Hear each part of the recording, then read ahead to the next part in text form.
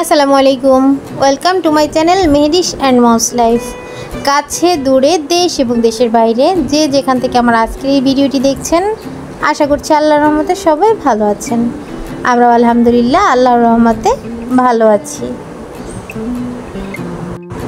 আজকে হচ্ছে স্পেশাল কিছু রান্নাবান্না করব, তো ভাবলাম আপনাদের সঙ্গেও শেয়ার করি। যদিও আমি তান্দুরি বিরিয়ানিটা আর রেসিপিটা হচ্ছে আপনাদের সঙ্গে শেয়ার করেছি, তারপরও ভাবলাম আজকে যেহেতু রান্না করছি তো আবার একটু ভিডিও করি, তো যার কারণে হচ্ছে একটু ভিডিও করেছি। তো আমি হচ্ছে তান্দুরি বানানোর জন্য হচ্ছে চিকেনটাকে আগেই ম্যারিনেট করে রেখেছিলাম। এখন শুধু চিকেনটা মশলা থেকে উঠিয়ে নিয়েছি, আর সেই মশলাটা দিয়েই হচ্ছে আমি পোলাওটা রান্না করব। আর পোলাও রান্না করার জন্য এখানে হচ্ছে আমি পেঁয়াজটাকে হালকা ভেজে নিয়েছি, তার মধ্যে হচ্ছে এলাচ, তেজপাতা, দারুচিনি, লং, গোলমরিচ এগুলো সব দিয়ে মশলাটাকে খুব সুন্দরভাবে কষিয়ে নিয়েছি। তারপরে হচ্ছে এর মধ্যে আমি পোলাওর চালটা দিয়ে দিয়েছি। পোলাওর চালটা হচ্ছে আমি আগে থেকে ধুয়ে রেখেছিলাম, মানে পানি ঝরতে দিয়েছিলাম। তো এখন হচ্ছে এর মধ্যে আমি চালটা দিয়ে দিয়েছি। চালটা সুন্দরভাবে ভেজে নিয়ে দেন হচ্ছে আমি এর মধ্যে গরম পানি অ্যাড করে দিব। আমি যতটুকু চাল দিয়েছি তার ডাবল পরিমাণ হচ্ছে পানি দিয়ে দিব। আমি এখানে 1.5 পট চাল দিয়েছি, 3 পট পানি দিয়ে দিব।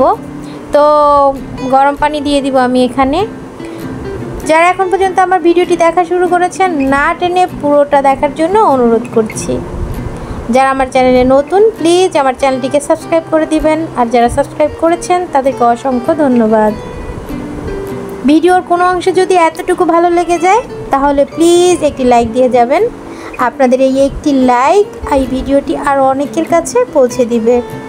তো এই তো কথা বলতে বলতে কিন্তু আমার চালটা ভাজা শেষ। তো তার মধ্যে হচ্ছে আমি এই যে পানি দিয়ে দিয়েছি, আর পানিটা একটু কমে আসলে কিন্তু আমি এই যে ঢেকে রেখে দিব। আর অন্য চুলায় হচ্ছে আমি এই যে চিকেনগুলোকে ভেজে নিব। চিকেনের সাথে আমি কিন্তু কোনো মশলা উঠিয়ে রাখিনি, শুধু চিকেনটাই উঠিয়ে রেখেছি। মানে চিকেনের সাথে যতটুকু মশলা ছিল সেটাই হচ্ছে এসেছে। তো আমি হচ্ছে এই যে হালকা তেল দিয়ে দিয়েছি প্যানে, আর তার মধ্যে হচ্ছে এই যে চিকেনগুলোকে ভেজে নিলাম।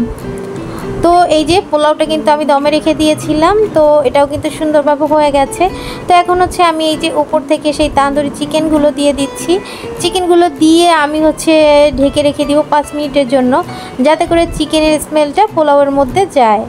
তো যাই হোক, আমি হচ্ছে 5 মিনিট ঢেকে রেখেছিলাম। তো এখন আমার তান্দুরি বিরিয়ানিটা কিন্তু সম্পূর্ণ রেডি। তো আমরা হচ্ছে এখন খেয়ে নিব। তো যার কারণে হচ্ছে আমি এই যে সব কিছু টেবিলে নিয়ে এসেছি, আর এটা হচ্ছে আমার বিরিয়ানির ফাইনাল লুক। এটা খেতে ভীষণ ইয়াম্মি হয়, আপনারা বাসায় ট্রাই করে দেখবেন। আমি হচ্ছে আগে রেসিপি আকারে এটা শেয়ার করেছি আমার চ্যানেলে, আপনারা চাইলে দেখে নিতে পারেন। তো যাই হোক, টেবিলে হচ্ছে আমি সব খাবার দাবার নিয়ে এসেছি। তো এখন হচ্ছে আমরা খেয়ে নিব। এটা আমার বাসার সবাই পছন্দ করে, আপনি বাসায় একদিন বানিয়ে দেখবেন, সবাই আপনার প্রশংসায় পঞ্চমুখ হয়ে যাবে। তো যাই হোক, আমি হচ্ছে এই যে প্লেটে প্লেটে হচ্ছে বেড়ে নিচ্ছিলাম।